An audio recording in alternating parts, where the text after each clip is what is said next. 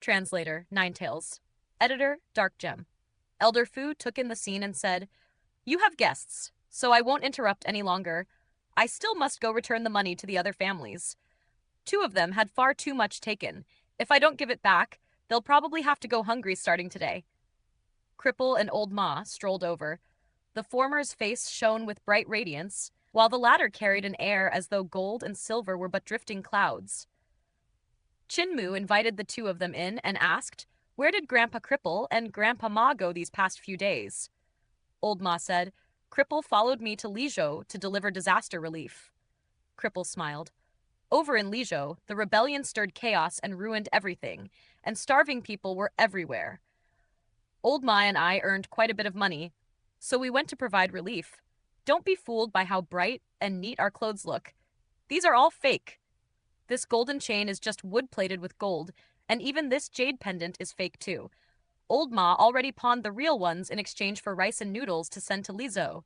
The fellows from your heavenly devil cult are also there, helping everyone, so we handed the money for the rations to them as well. Chin Mu smiled. "Then, Imperial Physician, you actually did a good deed." When he spoke of the devil summoning to the two elders, Cripple asked with keen interest, "That really happened? You didn't toss away my face and get swindled by that devil king, did you?" "You should let Old Ma handle this. Ma Wangshan has 3 eyes and is the best at subduing devils." The center of Old May's brows suddenly split open, revealing a white ball of flesh. It turned half a circle to the side, and an eye appeared, spilling bright Buddha light onto the center of Chinmu's brows. Screeching cries rang out from there, and a voice howled in misery. "If you refine me to death, you're going to die too." Chinmu immediately said, "Old Ma, I formed an oath of alliance with him. We have a pact of Earth Count." "Pact of Earth Count?" Cripple and Old Ma's hearts trembled slightly. Old Ma at once closed the third eye on his forehead and said with a grave expression, "Muir, you're far too bold. Do you know how treacherous a pact of Earth Count is? How could you sign that kind of oath with someone else? And the other party isn't even human, but a devil god from another world." Cripple shook his head. "Too reckless. You're gambling with your life. Why did you have to make a pact of Earth Count with him? You only needed to tell us, and we could have wiped him out." Chinmu said, "I wanted to learn the language of Yudu." "There was no need to use a pact of Earth Count for that. You should have handed him to Butcher. He would definitely have treated him with sincerity until he spilled everything in 3 to 5 days." Cripple shook his head. "Butcher loves playing with gods and devils. In barely 3 to 5 days, he can make them long for death. Let Butcher handle him. If he doesn't die, I'll teach you."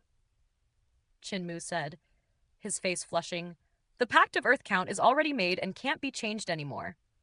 I'm going to prepare to summon the devils now, and I'll have to trouble Grandpa's to help me." Old Ma said, "Summon them as you please. We'll simply get rid of them." Chin Mu went to the warehouse of Imperial College to buy some bones. He took out his talisman treasure and began to summon the devils. Imperial College taught all kinds of arts and spells, so whether Righteous Path, Devil Path, or Buddha Path, there were techniques that required human bones for cultivation. Thus, there were always some stored in the warehouse. The summoning proceeded smoothly, and soon the runes on the devil god statue lit up. This time there was no terrifying spectacle like what had happened in Heavenwave City. Its absence made it clear that the devil god he was calling now was not as strong as Dutian Devil King. Above Imperial College, the heavenly phenomena shifted as majestic power tore through the firmament and descended. It was like a black pillar smashing straight down upon the scholar's residence. In that instant, countless directorates and scholars within Imperial College were startled, and even the Grand Chancellor was no exception. The powerful practitioners in the capital city also turned their gaze over with unease. Meanwhile, inside Chinmu's courtyard, the devil summoning was still underway. Crackling sounds came from the wooden devil god statue as it grew taller and larger. Chinmu heard a devilish voice rumble. "This petty and lowly world, prepared to welcome the wrath of Kayahi, devil god of Dutian." At that moment, Buddha's aura blazed in the sky above Imperial College. A colossal Buddha seated itself in midair and opened a palm larger than a hectare. The palm pressed down with a crackling roar. Before the consciousness and power of this Kiahi devil god could descend, he was shattered together with the swelling wood. Most of the directorates and scholars of Imperial College were shocked yet again. Seeing this, the strong practitioners and guards of the capital city finally settled down. It's Imperial College, after all. Experts are always hidden there. Such a level of Buddhist cultivation is rare even in Great Thunderclap Monastery. If Imperial College has an expert like this, it truly can't be underestimated. Gu Linuan led several directorates of Imperial College and rushed to the site of the disturbance. Qin Mu poked his head out from the courtyard and smiled. Everyone came at just the right time. A devil god had just leapt out, but he was beaten to death by my elder. Gu Linuan's heart jolted, and he forced a smile that wasn't quite a smile. Be careful, Lord Qin. Don't wreck our scholar's residence. All right, everyone, disperse.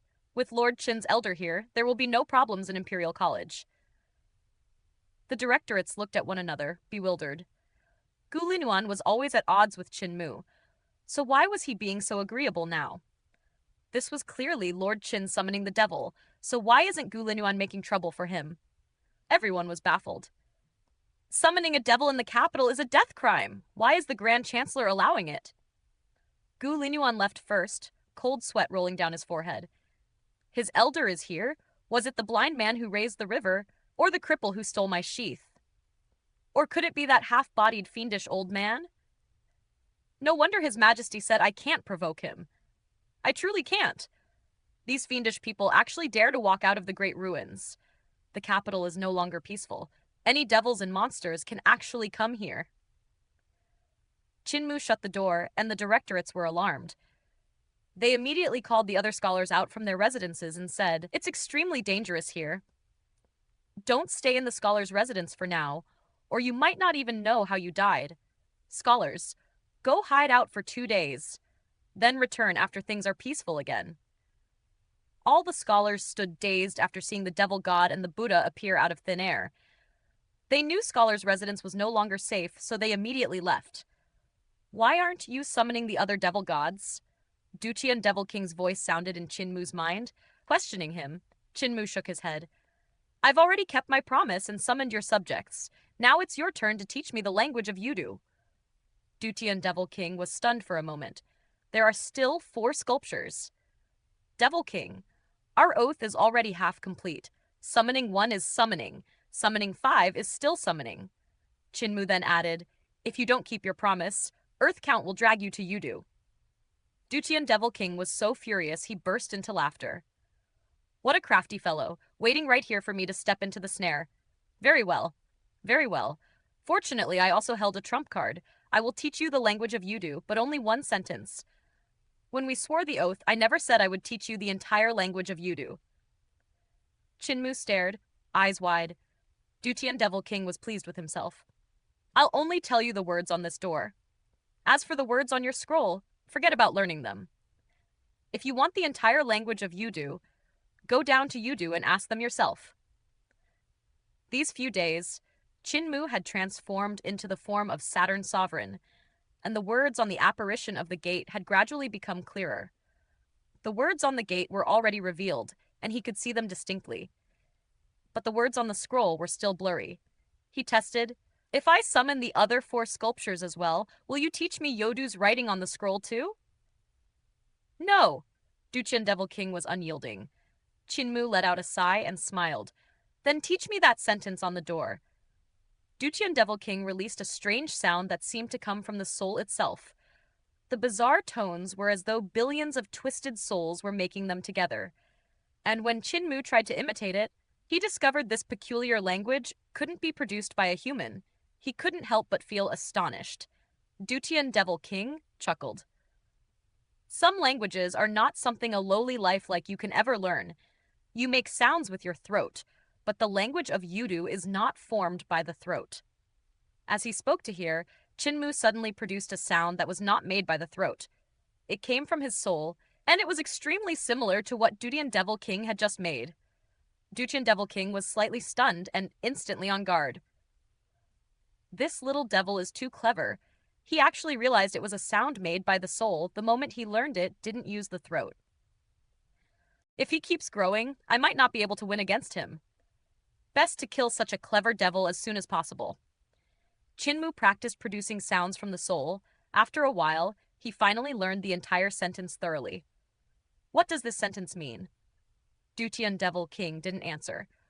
Chinmu was about to ask again when the other finally said, "This sentence means Gate of Earth Origin." Chinmu was slightly startled. Gate of Earth Origin? You're not lying to me? Dutian Devil King chuckled. Lie to you? Why would I lie to you? It really means Gate of Earth Origin. There's no mistake. Chinmu remained doubtful. For Dutian Devil King to suddenly be so generous, something was definitely wrong with this sentence. Chinmu's gaze flickered, and he smiled. Dutian Devil King, you can leave my body now. I already used Winter Crystal Iron to make a god statue mechanism for you, so you can enter it. After that, you can do whatever you want and summon any devil you want. Dutian Devil King smiled. You want to trick me into leaving so that the one-armed old monk can kill me? I'm not that stupid. Chinmu shook his head and said to Old Ma and Cripple, Grandpas, I'll help you reattach your limbs now. Old Ma said, If you help us reattach our limbs, that devil god will likely seize the chance to flee. Why don't we just refine him to death now? Chinmu said solemnly, I can't go back on my word. I promised to make a god statue mechanism for him and let him enter it, so I can't swallow my own words. Old Ma said nothing further. Chinmu took out the bed for Old Ma to lie on. Then, he took Old May's arm from the medicinal cauldron and helped him reattach it. He was busy reattaching it when a spark flashed across the center of his brows and landed on the eight-armed, four-faced god statue with a sizzle. Cripple raised his brows and beamed at him. This nuisance of a devil king. I can let you run 800 miles first. Dutian Devil King seized control of the god statue, and upon discovering he could move freely, he immediately sprinted away. Just as he ran out of Chinmu's courtyard and took over a dozen steps, he heard a clack, and the two joints in his legs snapped locked. Clacking rang out from the joints throughout his entire body, like lock after lock being slammed shut. Dutian Devil King's 8 arms were raised high in the air, and one leg was lifted, unable to come down. His whole body stiffened, unable to move at all. You bitch! You tricked me! A flustered, furious voice came from the god statue as it cursed. Hu Linger's head popped out from Chinmu's courtyard, and she glanced at the devil god statue frozen in place. Didn't young master already tell you? He was going to make a god statue mechanism for you. Look, weren't you tricked by the mechanism instead? That's right. Do you think young master is a male fox that has turned into a spirit? I think he's a little... Translator Ninetails, editor Dark Gem. Chinmu rejoined Old Ma's severed arm and Cripple's broken leg, then set the two elders into the medicinal cauldron. He had long since brewed a full decoction, letting it boil and stew the pair while he had Hu Linger tend the flames at the cauldron's side. He stepped out of the room and saw dusk pooling outside, the sky already darkening. He left the courtyard and found the surroundings empty. Everyone else had likely scattered to hide from looming danger, leaving only Dutian Devil King still rooted in the alley beyond Scholar's residence, stiff as a statue and unable to budge. Chinmu walked up and opened the god statue's belly. Within were hundreds of exquisitely meshed gears. He thrust his hands inside and gave them several twists. At once, Dutian Devil King felt his legs loosen. He hurried to run. Yet after only a few steps, he heard a clatter ringing through his whole body, and his joints snapped tight again, locked in place. Big Dragon. Drag him back into the courtyard. Chinmu called to the dragon Chillin outside. The dragon Chillin flicked its tail, waddled forward with its belly bulging, and bit down on one of Dutian Devil King's legs. It hauled him across the ground and, with a clang, tossed him into a corner of Chinmu's courtyard. You betch! If you've got the guts, come fight me! Dutian Devil King cursed without pause. What kind of hero are you, locking me up like this? Chinmu acted as if he hadn't heard a thing and kept mixing spirit herbs. When the Devil King tried to burst out and fly away, lightning abruptly crackled over the god statue's body, and all sorts of runes flared alight. Dazzling, their radiance laden with thunder sealed within the statue. Dutian Devil King spat out more foul words. The god statue bore the sealing runes of Roland's golden palace.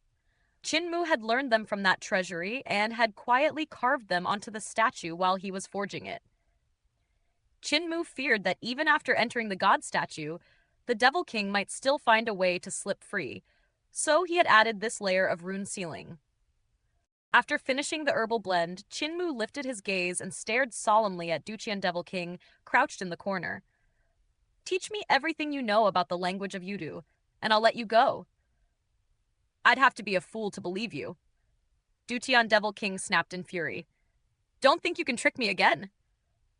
Chinmu wore an earnest expression and spoke with sincere calm. If it puts you at ease, we can sign the Pact of Earth Count. At ease, your ass! Hey, why is a Devil King like you spraying vulgarities like this? Vulgarities your ass. Don't even think of making me trust your mouth. If I believed you, I'd be the grandson of a tortoise. Cripple and Old Ma lay comfortably in the huge cauldron as the medicinal decoction bubbled and popped around them. Little Fox stoked the fire. Cripple narrowed his eyes, watching his massive golden chain drift atop the water. Then he turned his head and glanced at the endlessly complaining Duqian Devil King before letting out a laugh. This brat Muir has truly grown up. I thought you and I would have to make a move to sweep away this nuisance of a Devil King, yet who would have guessed he'd handle it himself? Now I'm a little worried. Not for him, but for the ones who make enemies of him. Thinking on it, who did he learn to be so wicked from? So full of schemes? Old Ma stared at Cripple. The huge golden chain around his own neck had floated up as well, the gold plating nearly being boiled off.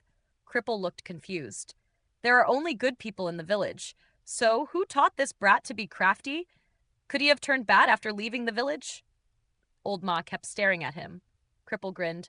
What are you staring at me for? Is there something on my face? You're making my hair stand on end with that look. Old Ma, were you a constable in the past? Every time you glance over, I can feel my hair bristle. Old Ma turned his face away and said flatly, I was a constable for dozens of years, and later I held an appointment in the Government Office of Justice. After I cracked a huge case and became famous, Great Thunderclap Monastery came looking for me, and I stopped being a constable. No wonder your look always makes me uneasy. Those monks of Great Thunderclap Monastery really are meddlesome, tracking you down even after you returned to your ordinary days. They were simmered the whole night, and Chinmu changed the medicine several times along the way. When dawn finally came, Old Ma and Cripple climbed out and washed up. Chinmu had already prepared breakfast, and the three of them sat together to eat. Hulinger ran over to help Chinmu wash the bowls, while Cripple rose with a smile and said, Muir, Old Ma and I won't stay here any longer. We're leaving. Chinmu hurriedly dried his hands and said, I'll see Grandpa's out. Old Ma lifted a hand. No need. Cripple and I are at ease seeing you're living well. We're both old, and you can already protect yourself. Cripple still leaned on his cane and looked him over with a smile. Old May is getting sentimental again. Oh well, come see us off. If you don't, he'll mope for the next 2 or 3 days. Chinmu followed them and escorted them all the way down the mountain. Grandpa Ma, Grandpa Cripple, your arm and leg were just reattached. You won't be able to exert too much force with them. You must nurse them for a year or 2, train them often, and make sure no hidden dangers remain. Old Ma nodded. Cripple let out a sigh. I've long grown used to having no leg these 20-30 years. Now that the severed leg has suddenly grown back, I'm actually not that comfortable with it. Old Ma felt the same. Disabled for over half my life, I keep feeling I don't even need this hand that's returned. Chinmu brought them to the mountain gate, and Cripple smiled. Go back. You don't need to see us any farther. Old Ma waved. Remember to come home for New Year's. I'll definitely return. Chinmu nodded solemnly and watched them go. Old Ma and Cripple walked out of the capital, and Cripple sighed with a rueful edge. That little baby we picked up back then has truly grown up, yet we almost sent him away back then. Old Ma nodded in agreement. Almost. Luckily you stole him back. The little brat isn't so gullible after what we taught him. I was always worried he'd suffer out there, but now I can return to the village with ease. As Cripple spoke, he suddenly stopped. Old Ma also halted. The 2 elders looked toward Mud River ahead. On the river's surface stood a middle-aged man. Though the water churned beneath his feet, he did not shift an inch. Cripple raised his brows and asked with a smile, Imperial Preceptor, your injuries have healed? Eternal Peace, Imperial Preceptor nodded. They've healed. And the two of you? Old Ma rolled his shoulders and said in a grave voice, We can still fight a battle. Cripple shook his leg and sighed. Muir told us not to use too much strength, but if we must fight, I can still make do with one leg. Imperial Preceptor, you really keep your composure. You knew we were in the room that day, and you knew I was the one who stole your things, yet you still chose to leave and held yourself back until now. That couldn't have been easy. Eternal Peace, Imperial Preceptor replied indifferently. My injuries weren't healed then, so I had no choice but to retreat. You two are seniors and not wicked people. Even when you stole, it was for disaster relief. I don't wish to move against you. So long as you hand over the Emperor's Disc, I'll leave you be. We needn't damage our good relationship. Emperor's Disc? Cripple and Old Ma looked at each other and smiled. I've studied that toy, Emperor's Disc, for over 20 years and got nowhere, so it's no trouble to give it to you. However, I already gave it away as a gift. Gave it away? Stars suddenly blossomed above Eternal Peace Imperial Preceptor's head, gathering into a luminous river of stars. Clearly his heart was no longer calm. Who did you give it to? The Palace Grandee of your Eternal Peace Empire. Cripple chuckled and left with Old Ma. Palace Grandee? Eternal Peace. Imperial Preceptor stood stunned for a moment, staring at the two men's backs. He didn't make a move, only murmured softly. The Emperor's Disc was given to him? He actually dared to take it? Is he planning rebellion? The Emperor's Disc is an artifact bestowed upon the founding emperor by a god. It symbolizes imperial authority, and it's rumored to hide a secret. Should I demand it from him? He stood atop the heart of the river, muttering to himself for a long while, then shook his head and turned to leave. Imperial power is not decided by an object, even if that object is the Emperor's Disc. Imperial power comes from the support of the people and has nothing to do with the Emperor's Disc. Back in Scholar's residence, Qin Mu poured out the medicinal decoction and washed the medicinal cauldron and the medicinal furnace. He scrubbed them several times until not a trace of stain remained, then set them beneath the sun to dry. Hoolinger was helping tidy up when she spotted a jade hoop on the table and cried out in astonishment. Young master, the two elders left something behind. Qin Mu walked over, took a look, and saw writing on the jade hoop that felt strikingly familiar. This is Grandpa Cripple's Emperor's Disc. Grandpa Cripple must have left it here. When I went into the darkness with Village Chief, Grandpa Cripple hung this Emperor's Disc around my neck, but I didn't end up needing to use it. Why did Grandpa Cripple leave it here? He always picks things up along the road and never loses anything. He shook his head and tied the Emperor's Disc to his jade pendant, thinking, I'll return it to him after I go back to the village. Then he dragged Dutian Devil King out, opened the god statue's belly again, and made a few adjustments, changing the orbit of the gears before saying, Devil King, you can move now. Dutian Devil King sneered, You're toying with me. I'm not moving, little brat. Just wait until my true body descends, then I'll make your life a living hell. Hoolinger straightened up and planted her paws on her waist. My young master has 100 ways to make your life a living hell. Qin Mu said with meaning, Linger, that's too few. How could a mere 100 be enough? Dutian Devil King let out a chuckle. Little brat, go on. Show me what you've got. If I get scared, I'll disgrace my cultivation of tens of thousands of years. Qin Mu advised him, What's the need for that? We all walk the devil path. Since I'm also of the devil path, just teach me the Yudu language you know, and I'll let you off. Isn't that good for both sides? Bah. Dutian Devil King spat. Qin Mu sneered. Then I'll send you to Hall of Azure Yang and have Monk Fa Ching chant scriptures at you every day. Monk Fa Ching loves redeeming devils. He'll surely be overjoyed. Dutian Devil King sneered back. Hey, I'm a devil who became a god. Redeem me with that. Let Monk Fa Ching come and we'll see whether he redeems me, or I turn him into a devil. Qin Mu hesitated. Dutian Devil King was truly devilish. If Monk Fa Ching tried to redeem him, he might instead be turned into a devil. Young master, why hasn't he turned us into devils? Hoolinger asked in bafflement. Duchian Devil King shouted in exasperation, "You little fox devil! Do you even need me to turn you into devils? You two were devils from the very start. I admit defeat this time. Just end me." Chinmu shook his head and said softly, "I'm not that kind of person. Linger, from now on, let him follow you. I'll teach you how to control this mechanism."